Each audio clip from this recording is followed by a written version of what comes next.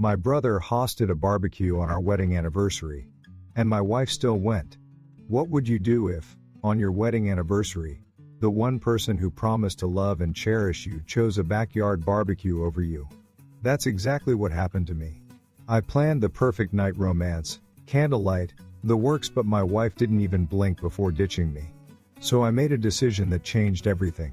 And trust me, when she realized what I had done, it was already too late. Stay with me, because by the end of this story you'll understand exactly why some doors should never be reopened.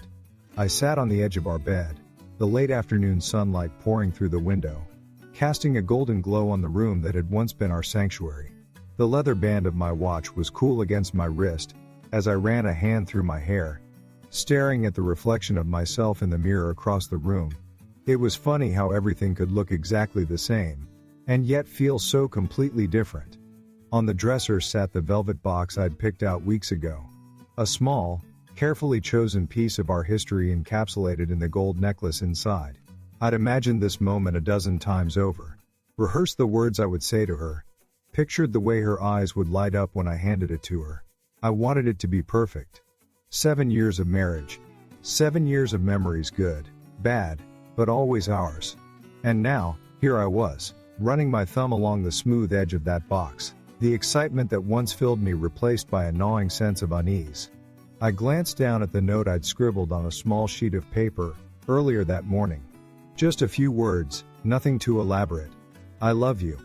Happy anniversary. But even those words felt like a lie now. Because if I truly loved her, why was I sitting here alone? Why was she somewhere else, choosing someone else's party over me, over us? I looked around the room. Her favorite quilt was still draped over the chair, her book resting on the nightstand with the corner of a page folded down. It was all so normal, yet completely foreign. This was supposed to be our day. Our anniversary. I'd spent weeks planning calling that waterfront restaurant we both loved, requesting the private booth where we'd had our first date. The chef had put together a custom menu. I'd picked out her favorite wine, a deep, rich Cabernet Sauvignon from a vineyard we visited on our honeymoon. The whole evening was meant to be a celebration of everything we'd been through. A reminder of why we started this journey together in the first place. And yet, she had made her decision so casually, as if it were nothing. We've had plenty of anniversaries, she'd said. Travis's barbecue is one night. We can celebrate another time. Another time? I rubbed the back of my neck, the weight of her words settling heavy in my chest. This wasn't about a missed dinner. It wasn't even about the barbecue. It was about what it meant. What it said about her priorities. About me. About us. I'd always believed in the idea of marriage as a partnership, two people working together, choosing each other every single day. But for her, that choice seemed to come so easily when it wasn't me on the line. When it was her friends, her plans, her fun, it was always so easy. Too easy. And for the first time, I couldn't shake the feeling that I wasn't the partner I thought I was. That maybe I never had been. I glanced back at the velvet box, and the note on the dresser, my reflection in the mirror. A silent observer of the storm brewing inside me. Today was supposed to be about love, about celebrating what we had built. But all I could feel now was the cold, creeping doubt that I'd built it alone. The air in the room felt heavy.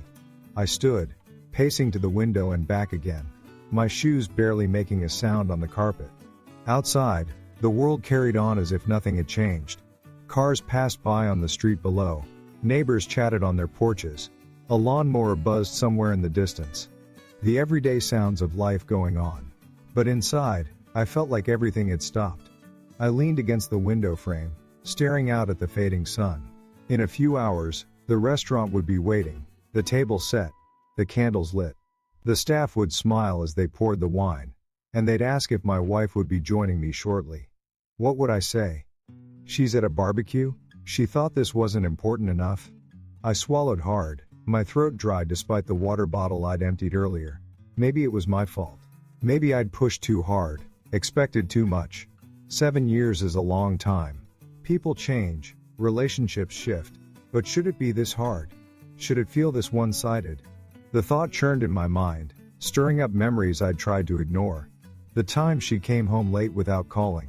The weekends she spent with her friends while I sat at home. The moments I thought we were just drifting. but now realized were cracks in the foundation. I shook my head, trying to focus. This wasn't how today was supposed to go. I had planned everything perfectly. This was our anniversary. 7 years. I wanted to remind her why we fell in love, why we stood before our friends and family, and promised to always choose each other. I wanted to show her that no matter what, I was still here. I still believed in us. But now, as I sat back down on the bed, the weight of the velvet box in my hand, I wasn't so sure. I wasn't sure what I was holding onto anymore. I wasn't sure if she was holding onto anything at all. The sun dipped lower, casting long shadows across the room. I set the box back on the dresser, my hands trembling slightly as I folded the note and slipped it into my pocket. I wasn't going to let this night be a total loss. I would go to the restaurant. I would sit at that table, drink that wine, and eat that meal. Alone if I had to. Because if there was one thing I was sure of, it was that I couldn't keep pretending. I couldn't keep ignoring what I felt. The house felt so empty, so silent. I grabbed my jacket, the smooth fabric brushing against my fingertips. My phone buzzed on the nightstand, but I didn't check it. I already knew it wasn't her. If she cared, if she really wanted to be there, she would have been home by now. No more excuses. No more waiting. It was time for me to show myself that I mattered too. I glanced at my reflection one last time before heading for the door. This was supposed to be our anniversary. Instead, it was just me. I stood in the kitchen that morning, still in my robe, a steaming cup of coffee warming my hands. The scent of freshly brewed beans filled the air, but it did little to soothe the knot that had formed in my chest. I kept glancing at the small calendar pinned to the fridge, the square-marked anniversary standing out in bold letters. 7 years. 7 years of shared breakfasts, whispered conversations in the dark, and the occasional argument that always seemed to resolve itself over time. 7 years of believing that we were in this together. But now, staring at that date, I felt the weight of something I hadn't wanted to admit to myself. This year was different. This year, I wasn't sure we were even celebrating the same thing. I heard Sienna before I saw her. The sound of her phone buzzing on the countertop was followed by her soft laughter. The kind that once made me smile, but now only served to remind me of how far we'd drifted. She walked in, her hair still damp from the shower, her skin glowing in the soft morning light. She looked beautiful, as she always did, wearing one of my oversized t-shirts and a pair of flannel shorts. But instead of sitting down at the table like she usually did, she went straight for her phone. I watched her swipe the screen, her lips curving into a grin at whatever message she just read. A faint chuckle escaped her, and she turned to pour herself a cup of coffee, without so much as a glance in my direction. "Morning," I said, my voice steady despite the churn of unease building inside me. I wanted to remind her, to say something about the dinner I'd planned, but the words caught in my throat. I kept waiting for her to mention it first, to show some sign that it mattered to her too. Instead, she took a sip from her mug and leaned against the counter, scrolling through her phone like it was just another day. "Oh, Travis is throwing a barbecue tonight," she said casually, her tone light and carefree. "Should be fun." I blinked, unsure if I'd heard her right. She didn't even look up. "You know, everyone's going to be there. He just sent me the details." She held up her phone, as if the invitation itself was proof that this was something important. I frowned, setting my mug down a little harder than I intended. "Tonight?" I asked, my voice sharper than I'd meant it to be. "It's our anniversary." She finally looked up, her eyes widening slightly as if the thought had only just occurred to her. "Oh, right," she said with a small shrug. "But we've done anniversary dinners before. I mean, we can go out another night, right?" I stared at her, feeling the sting of her words settle deep in my chest. "Sienna, I've been planning this for weeks. It's not just dinner, it's our anniversary. It's supposed to be special." She let out a small sigh, the kind that said she was already tired of the conversation. "Damien, come on. It's just one night. We can celebrate another time." And with that, she took her coffee and walked out of the kitchen, leaving me standing there, the air heavy with a silence that spoke louder than any argument could have.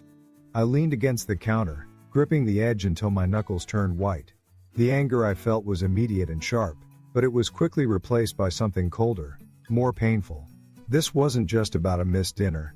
This was about respect. about priorities. And in that moment, it was painfully clear where I ranked on her list. The rest of the day passed in a blur. I went through the motions, showering, getting dressed, running a few errands, but my mind kept returning to that moment in the kitchen. Her words echoed in my head, each repetition making the weight in my chest grow heavier. It's just one night. We can celebrate another time. I tried to convince myself that it didn't mean what I thought it meant, that maybe I was reading too much into it. But deep down, I knew the truth. This wasn't the first time she'd put someone else's plans ahead of mine, ahead of ours. But it was the first time it hurt this much. Because tonight wasn't just any night. Tonight was supposed to be about us. About the life we'd built together. About the promise we made 7 years ago to always choose each other. I walked into our bedroom, and sat on the edge of the bed, staring at the small velvet box on the dresser. I'd spent hours picking it out, searching for something that would show her how much she meant to me. The delicate white gold necklace inside was engraved with the date of our wedding. A reminder of the day we stood in front of our friends and family, and vowed to love and honor each other for the rest of our lives. I ran my thumb over the box's smooth surface. The excitement I'd once felt now replaced by a hollow ache. It wasn't about the gift. It was about what it represented. And right now, it felt like a cruel joke. By late afternoon, the apartment was eerily quiet. I'd texted her once, a simple, "What time will you be home?" She hadn't responded. I wasn't surprised. I wasn't sure if she even planned on coming home before heading to Travis's party. I sat on the couch, the television on but muted, the sounds of the city drifting in through the partially open window. I could hear kids playing in the courtyard below, the hum of traffic on the street, the faint music from someone's apartment nearby. Life went on around me, but I felt frozen, stuck in a moment I didn't know how to move past. When my phone buzzed, I grabbed it quickly, hoping for a reply from Sienna. But it wasn't her. It was Noah, my best friend since college. He'd known about the anniversary dinner, about the necklace, about everything. "You good?" His text read. "Still doing dinner tonight?" I stared at the message, my thumbs hovering over the keyboard. What was I supposed to say? That my wife was choosing a barbecue over our anniversary? That the night I'd been looking forward to was falling apart before it even started? I typed back a simple, "Not sure yet." It wasn't a lie, exactly. I still had the reservation. The wine was still chilling. The booth was still waiting. The only thing missing was her. As the hours ticked by, I found myself pacing the apartment, my mind racing with thoughts I couldn't seem to control. I tried to tell myself that it didn't matter, that one missed anniversary wasn't the end of the world. But it wasn't just about tonight. It was about everything that had led up to this moment. The countless times she'd come home late without calling. The weekends she spent with her friends while I stayed behind. The little comments that made me feel like an afterthought. I'd brushed them off for years, telling myself that relationships were about compromise, that everyone needed space. But tonight, as I stood alone in our apartment, it hit me all at once. I wasn't her priority. And maybe I never had been. I glanced at the clock. 6:30. In an hour, the restaurant would be expecting us. The table would be set, the candles lit. The staff would smile and ask if we were celebrating something special. I thought about canceling, about staying home, and avoiding the embarrassment of sitting alone at a table meant for two. But something inside me wouldn't let me do it. I'd put too much thought into this night to let it go to waste. Even if she wasn't there, even if it meant sitting alone with a glass of wine, I was going. I needed to remind myself that I mattered too. I walked to the dresser and picked up the velvet box, slipping it into the pocket of my jacket. I didn't know if I'd ever give it to her now. Maybe it would sit in that pocket, forgotten, just like I felt tonight, but I wasn't going to let her decision ruin everything I'd planned. This night was supposed to be about celebrating us. If she didn't want to be a part of that, so be it. But I wasn't going to spend another moment waiting for someone who couldn't be bothered to show up. I grabbed my keys and stepped out into the cool evening air. The city was alive around me. The streets bustling with people heading home from work. Couples walking hand in hand. The faint aroma of food wafting from the restaurants I passed. It should have felt romantic, hopeful even. But all I felt was a quiet determination. Tonight, I wasn't going to be the one left waiting. I was going to that restaurant. I was going to sit at that table. And for the first time in a long time, I was going to put myself first. Do you think I should have let her walk back in and pretend it never happened? Or should I have stood my ground and showed her what it feels like to be left out in the cold? Comment 1 if you think I should have let her in. Comment 2 if you think she needed to learn the hard way. Let's see who gets it right, because what happens next? No one saw coming. The cold air hit my face as I stepped outside, but I barely felt it. The world around me moved on, cars passing by, strangers hurrying down the sidewalk, but my mind was stuck on what had just happened. I tightened my grip on the keys in my hand, feeling the sharp edges press against my palm. How had it come to this? I walked to my car, unlocked the door, and slid into the driver's seat. The leather was cold, but the moment I shut the door, the noise of the city faded into the background. I sat there for a moment, gripping the wheel, staring straight ahead.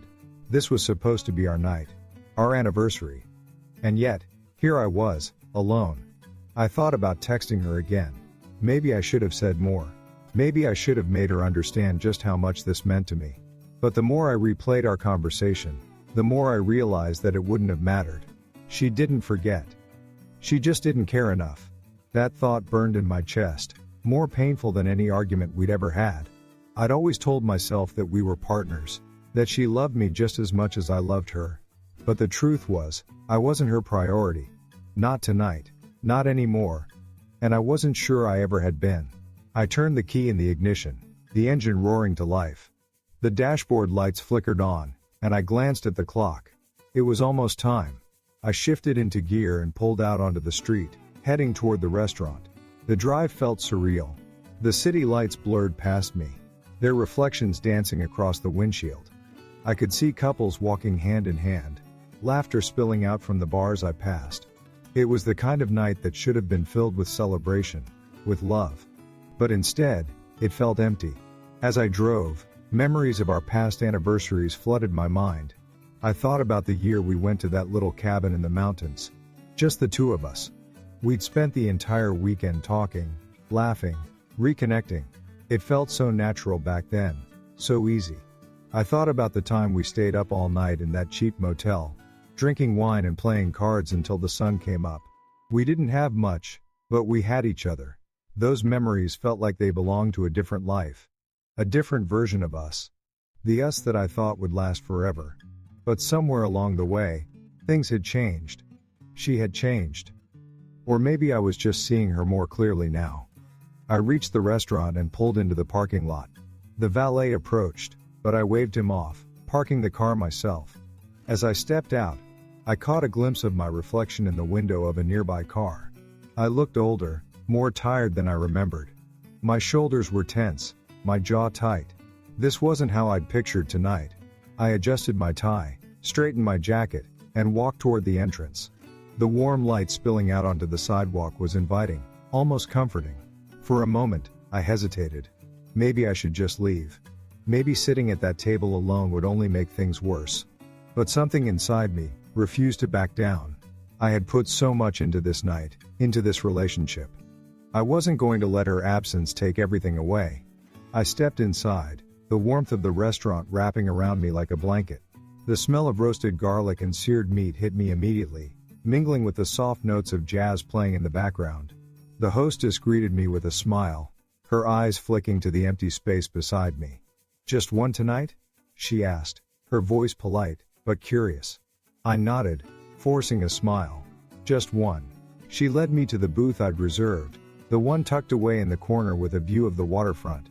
It was exactly as I'd imagined, candles flickering softly. The table set with pristine white linens. A bottle of Cabernet breathing in the center. I thanked her and slid into the seat, resting my hands on the table. I stared out the window for a long moment, watching the water shimmer under the city lights. It was beautiful, just as I'd hoped it would be. I poured myself a glass of wine, the deep red liquid glinting in the candlelight. I took a sip, letting the rich, earthy flavor wash over my tongue. It should have felt special. It should have felt like a celebration. But all I felt was the hollow ache of disappointment. The waitress came by, her smile kind, but cautious. "Are you waiting for someone?" she asked gently. I shook my head. "No, it's just me." She nodded and took my order, her voice soft, as if she understood without me having to explain. The minutes stretched on, each tick of the clock a reminder that she wasn't coming. I wondered what she was doing at that barbecue. Was she laughing? Drinking? Did she even think about me, about us, as she stood there surrounded by friends? The thought made my stomach turn. I wanted to believe that she would regret her choice, that she would realize what she had thrown away. But a part of me knew better. She had made her decision. And now, I had to live with it. I looked down at the table, at the velvet box sitting next to my glass. I'd brought it with me, even though I knew I wouldn't give it to her tonight. I traced the edge of the box with my fingertip, the smooth fabric cool against my skin. Inside was a symbol of everything I thought. We still had a delicate gold necklace, engraved with the date of our wedding. I'd imagined how her face would light up when she opened it, how she would smile and thank me, how we would toast to 7 years, and many more to come. But now, as I sat alone at that table, I realized that those moments I'd envisioned were never going to happen. I took another sip of wine, letting it linger on my tongue before swallowing. The restaurant was bustling, the quiet hum of conversations and clinking silverware filling the air. I watched the couples around me, their laughter and easy smiles. It was the kind of atmosphere I'd wanted to share with her, but now, it only made the emptiness more palpable. I wasn't angry anymore. I wasn't even sad. I was just tired. Tired of trying so hard. Tired of being the only one who seemed to care. I reached for my phone, the screen lighting up with messages I hadn't opened. None of them were from her. I set it back down, the screen going dark, and leaned back in my seat. As the night wore on, I started to feel something I hadn't expected.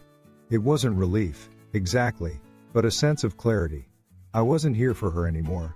I was here for me. I was here because I needed to see this through, to remind myself that I was worth more than being someone's second choice. I poured another glass of wine, raising it slightly as if to toast myself. 7 years. 7 years of giving, of trying, of hoping. And now, 7 years of knowing that I deserved better. I took a deep breath, the weight in my chest lifting just slightly. Tonight wasn't what I'd planned. It wasn't what I had hoped for, but it was what I needed. I took another sip of wine, the rich flavor washing over my tongue as I watched the room around me. Couples filled the tables, their laughter and conversation blending into a quiet hum. The candlelight flickered softly, casting a warm glow across the white linens, the polished silverware. It was exactly as I had pictured it, the perfect setting, the perfect evening.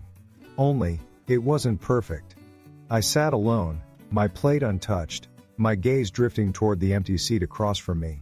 Every detail I'd planned so carefully, every moment I had envisioned, it all felt like a cruel joke now. She was supposed to be here. This was supposed to be our night. I set my glass down, leaning back in my chair. The soft jazz playing in the background was meant to be soothing, but all it did was highlight the silence at my table. I could hear the murmur of conversations around me.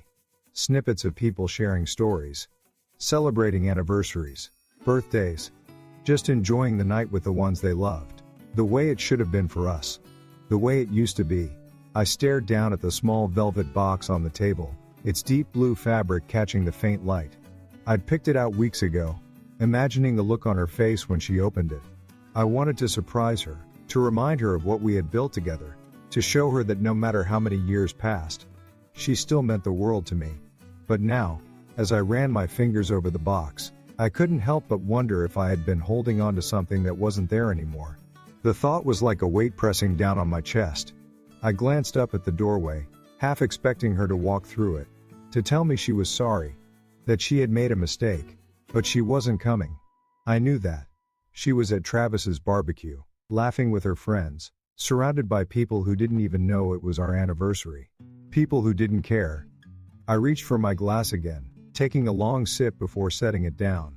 The wine was smooth, its deep red color reflecting the candlelight. I stared at it for a moment, trying to find some sense of calm. The truth was, I didn't know how to feel. Angry? Sad? Disappointed? Maybe all of it, all at once. But more than anything, I felt tired. Tired of being the one who cared more, who tried harder, who put in all the effort. Tired of waiting for her to realize what she had, to appreciate what we had built together.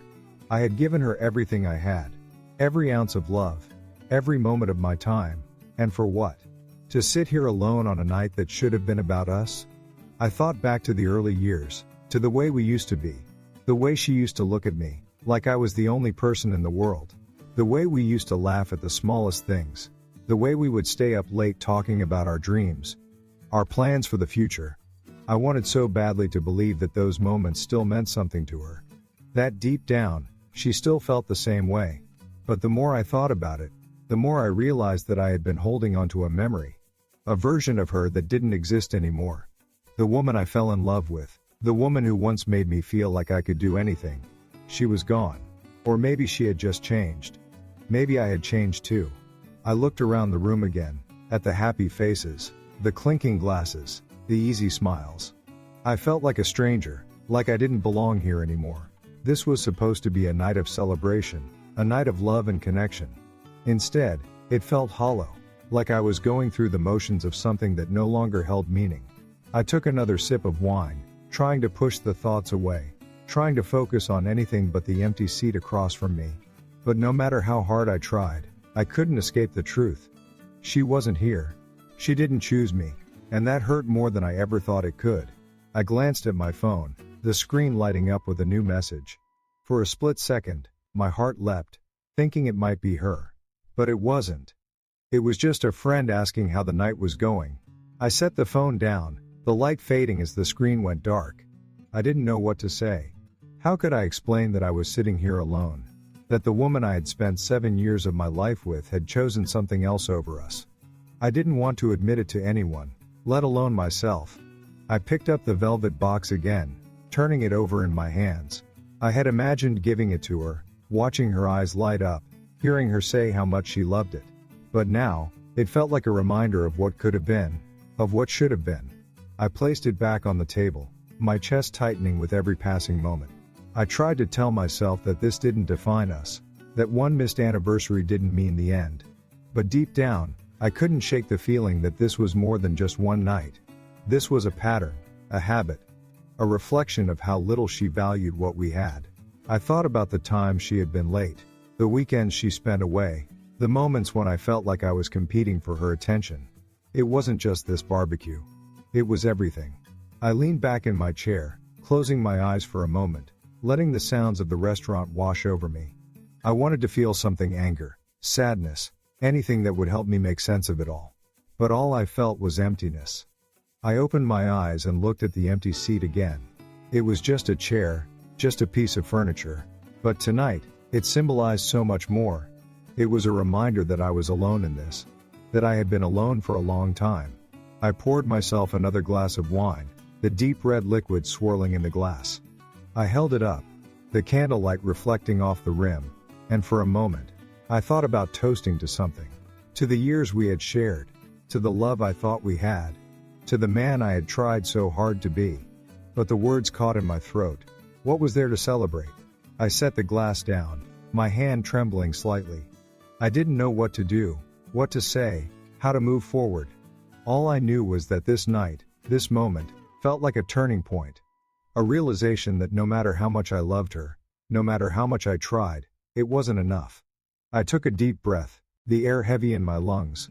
For the first time in a long time, I wasn't sure if I wanted to keep fighting for us. Because tonight, sitting at this table, I realized something I didn't want to admit. I deserved more. I deserved someone who would choose me. And maybe it was time I started choosing myself too. I shifted in my seat, the leather creaking softly as I leaned forward, propping my elbows on the table.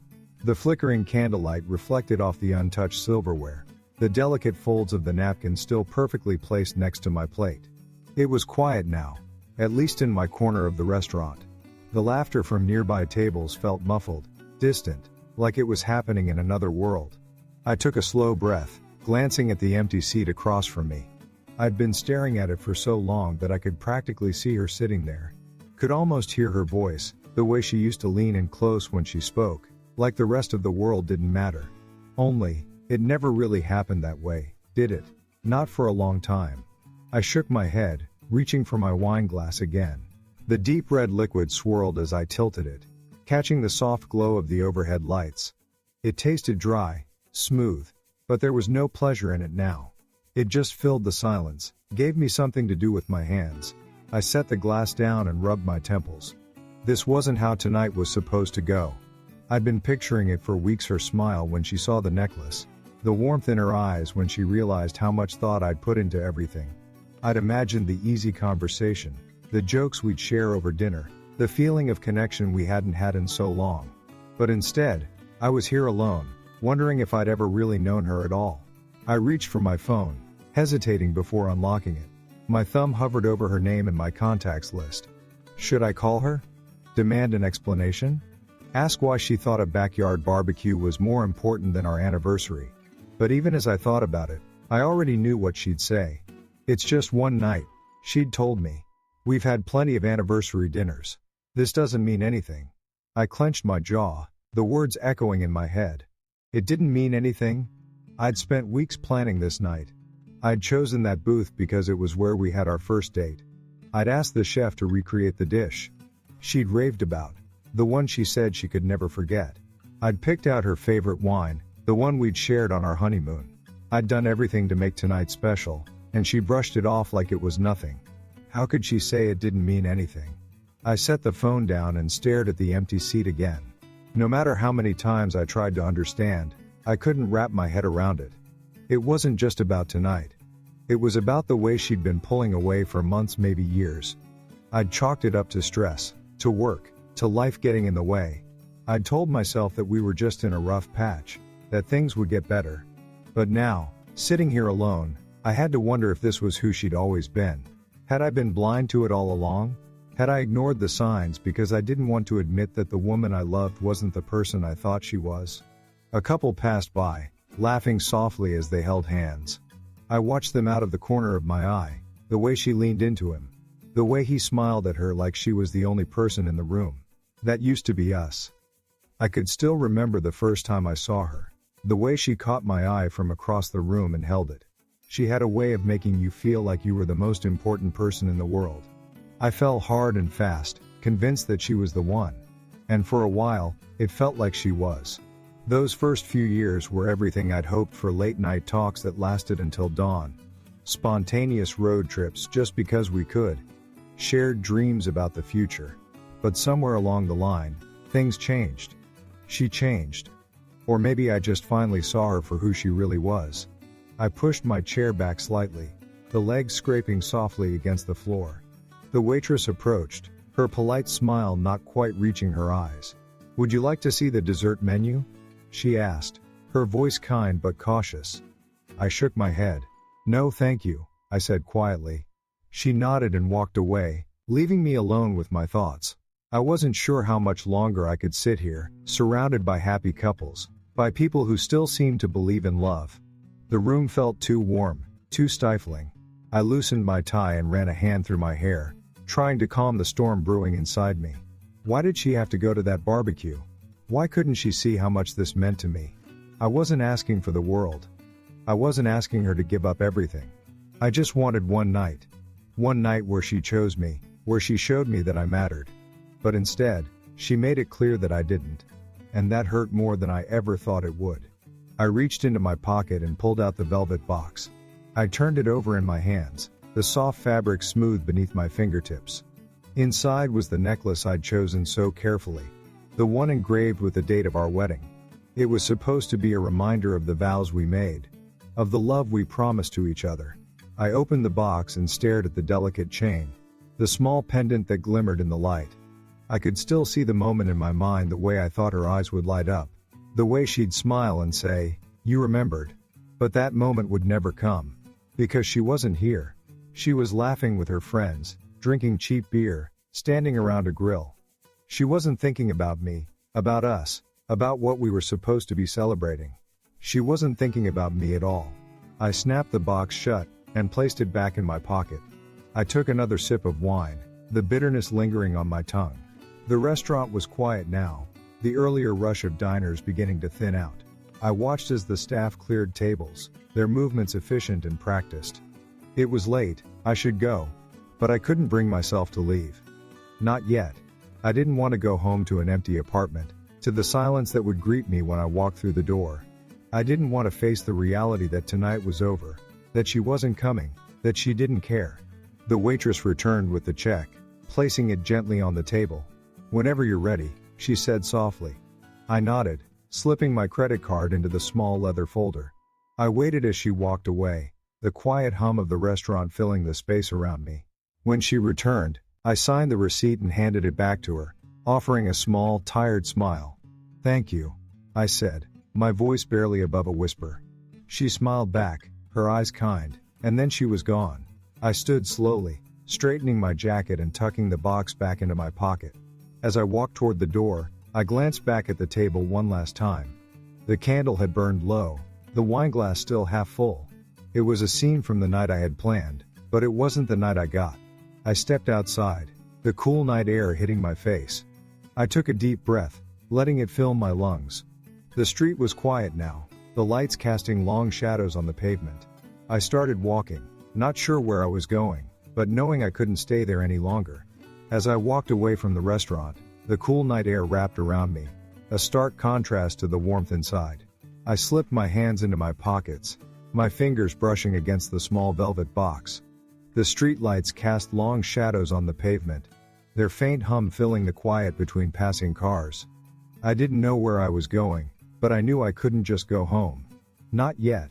The thought of stepping into that apartment, of sitting in that silent living room, was unbearable.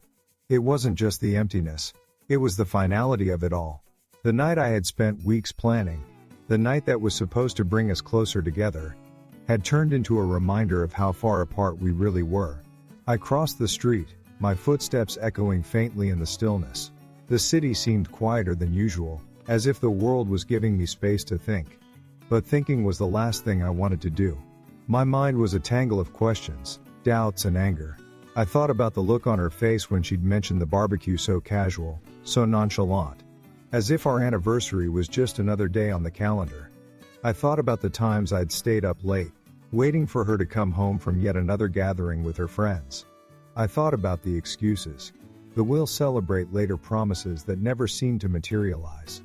This wasn't just one night. This was the culmination of years of feeling like an afterthought. I turned a corner and found myself in a small park.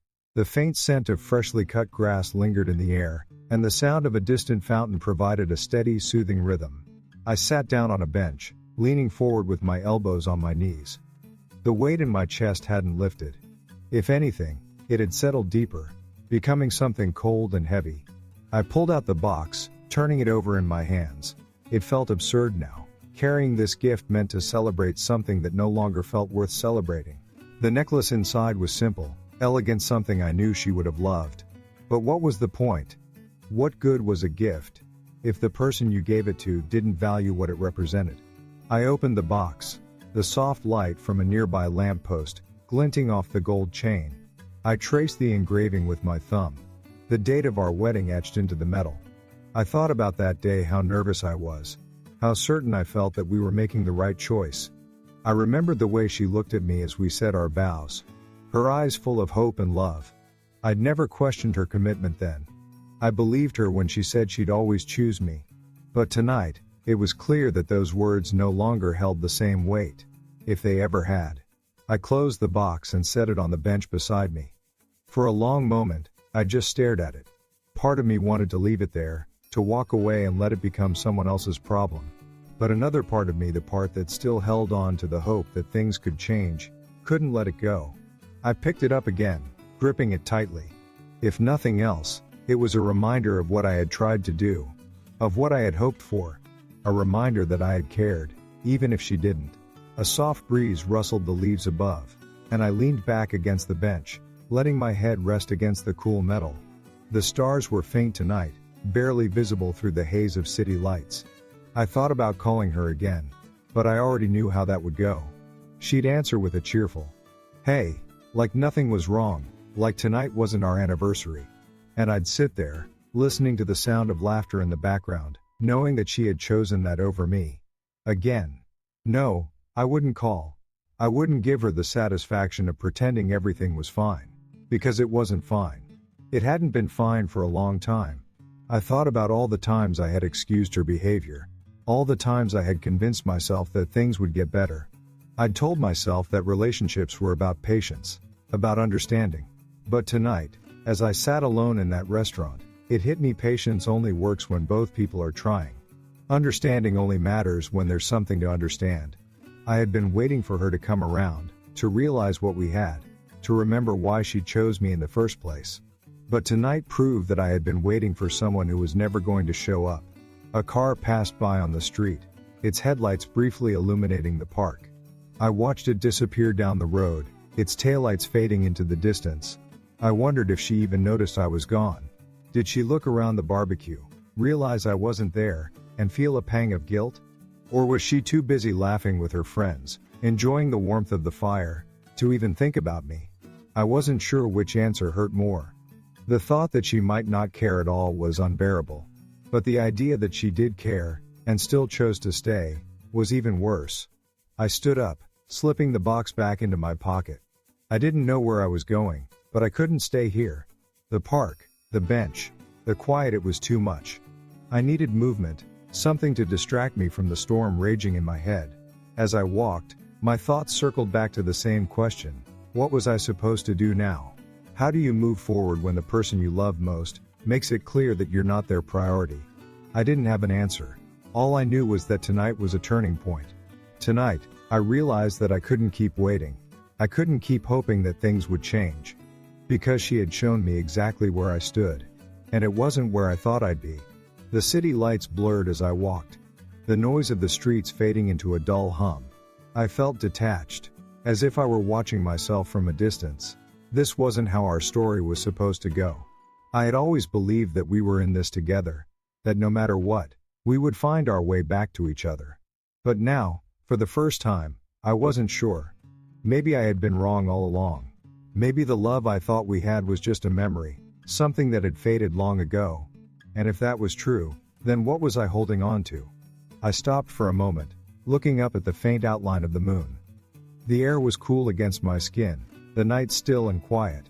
I let out a long breath, the weight in my chest growing heavier with each passing second.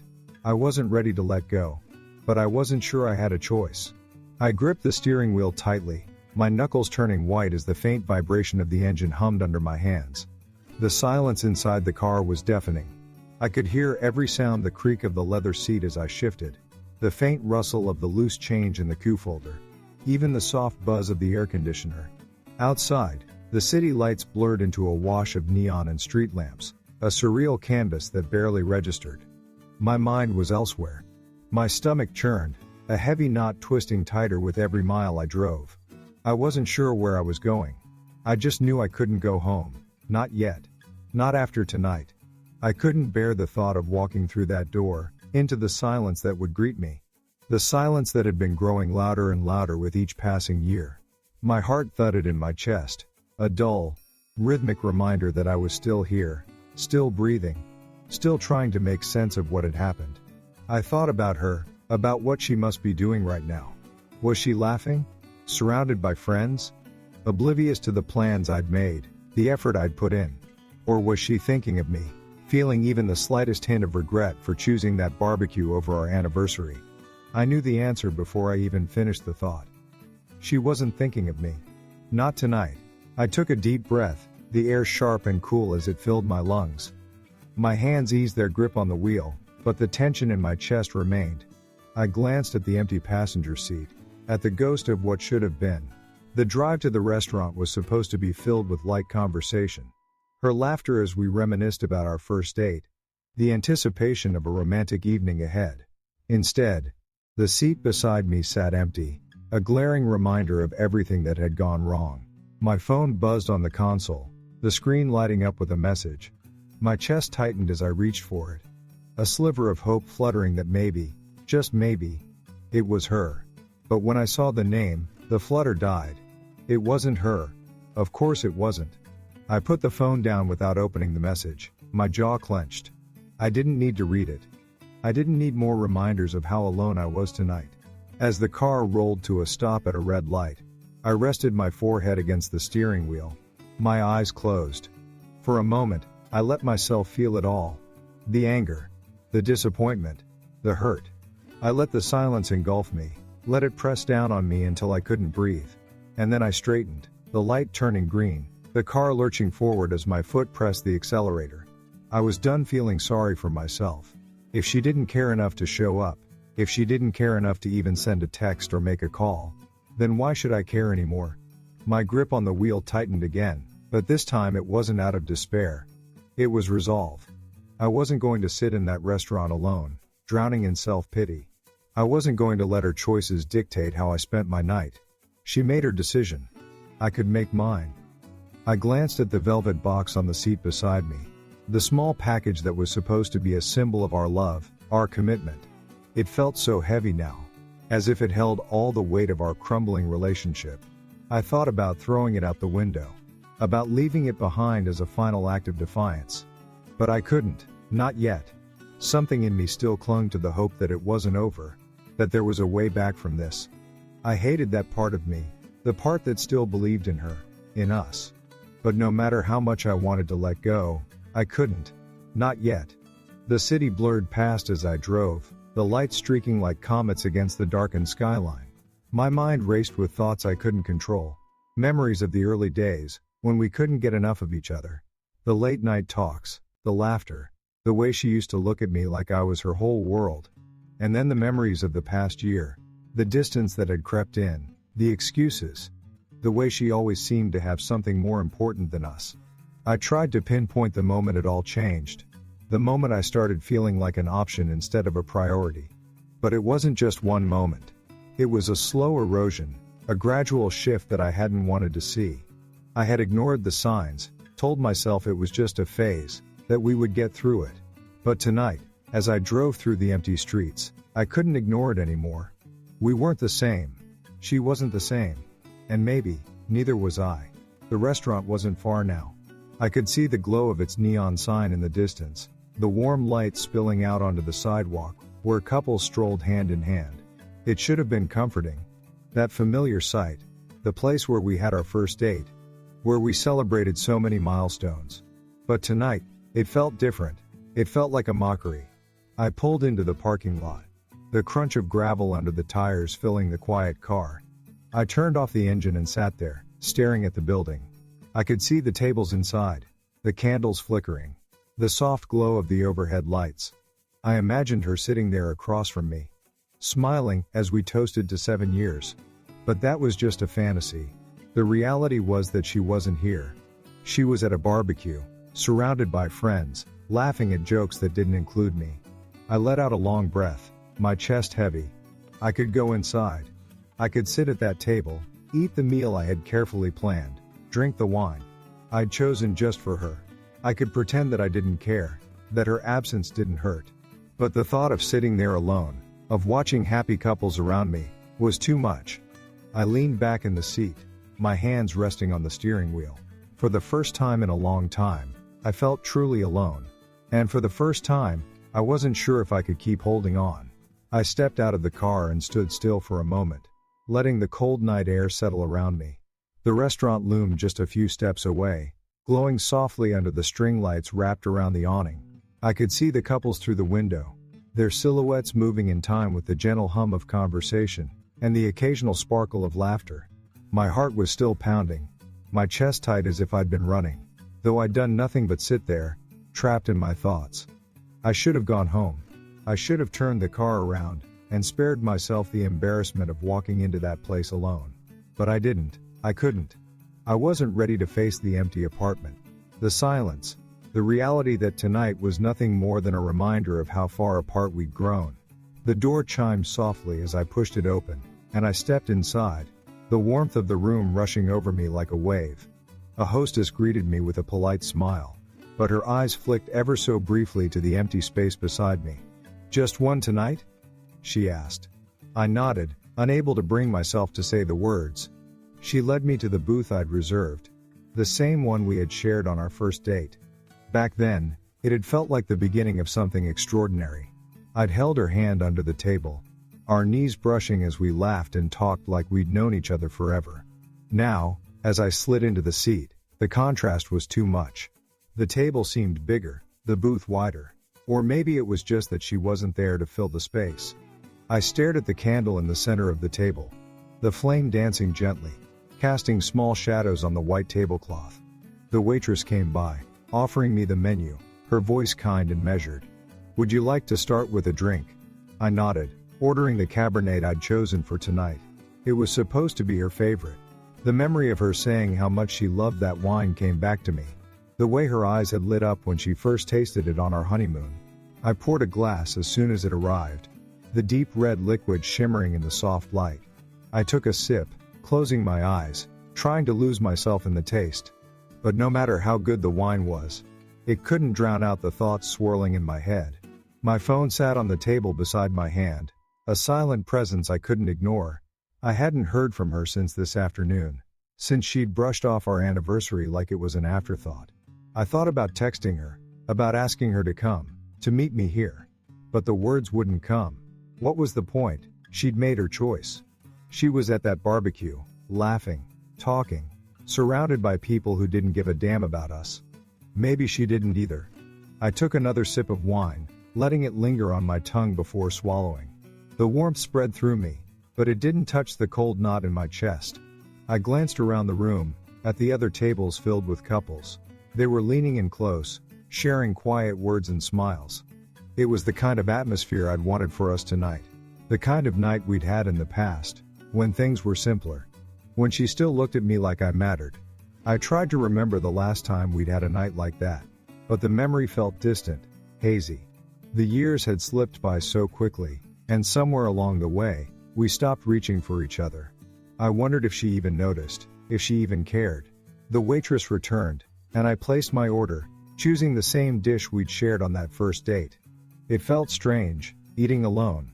The food was as good as I remembered. But every bite seemed heavier, harder to swallow. The jazz music playing softly overhead only added to the weight, each note wrapping around me, pulling me deeper into the realization that tonight was just another reminder of how far we'd drifted apart. I kept looking at the door, half expecting her to walk in, to say she'd changed her mind, that she wanted to celebrate with me after all. But each time the door opened, it wasn't her. It never was. And each time, I felt the same hollow ache, the same bitter disappointment. I leaned back in the booth, staring at the glass in my hand. The wine was almost gone, the bottle sitting on the table nearly empty. I thought about the necklace, still in its box, tucked away in my jacket pocket. I'd brought it here, thinking I'd give it to her, thinking it would remind her of what we had, what we still could have. But now, I wasn't sure I wanted to give it to her at all. What was the point? She'd chosen to be somewhere else. She'd chosen other people, other plans, over me. I tightened my grip on the glass, the frustration bubbling up inside me. The room began to clear out as the night wore on. The couples who had been laughing and talking were now standing, grabbing coats, heading for the door.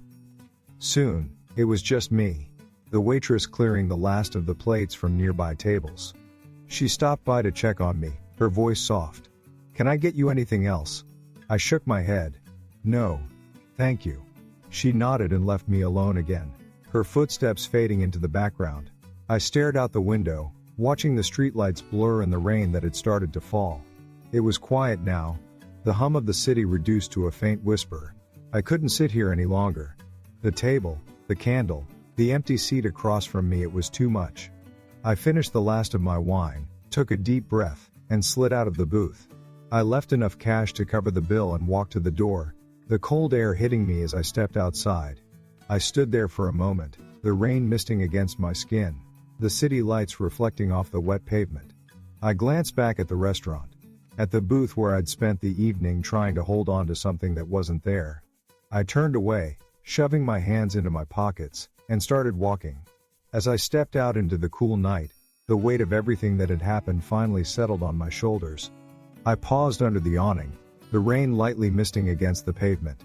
The sound of water droplets hitting the concrete blended with the faint hum of passing cars, and the occasional whisper of laughter from somewhere down the street.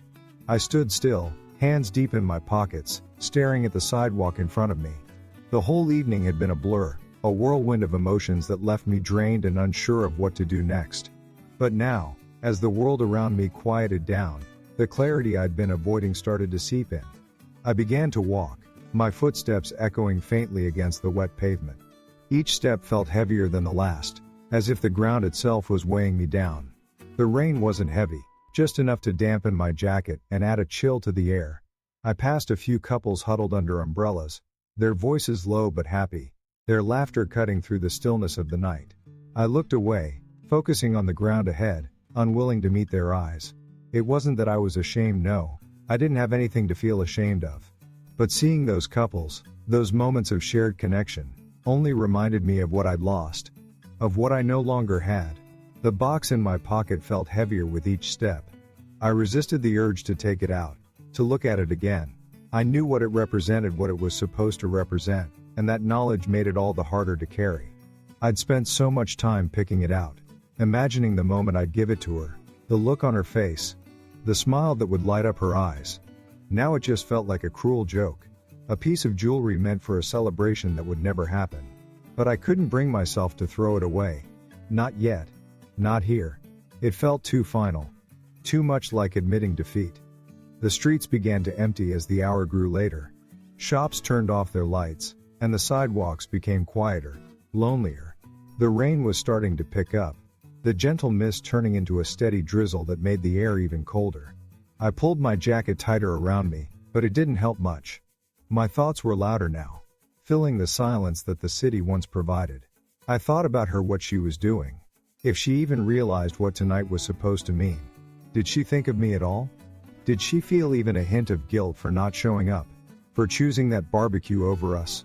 Or was she still laughing, still talking, still completely oblivious to the fact that I'd been sitting there waiting, holding on to a hope that was long gone? I reached the corner where I would normally turn to head home, but I hesitated. The thought of going back to that empty apartment, to the silence that awaited me there, was unbearable.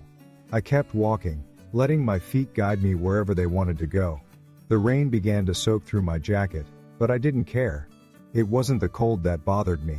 It was the realization that tonight had changed everything. This wasn't just another argument, another fight we'd have to work through. This was a wake-up call, a stark reminder of what had been happening all along. We'd been drifting apart for years, but I was the only one holding on, the only one trying to close the gap. I thought if I just planned the perfect night, if I reminded her of the love we used to share, it would bring us back together. But tonight proved that it wasn't enough. I wasn't enough. And that hurt more than anything.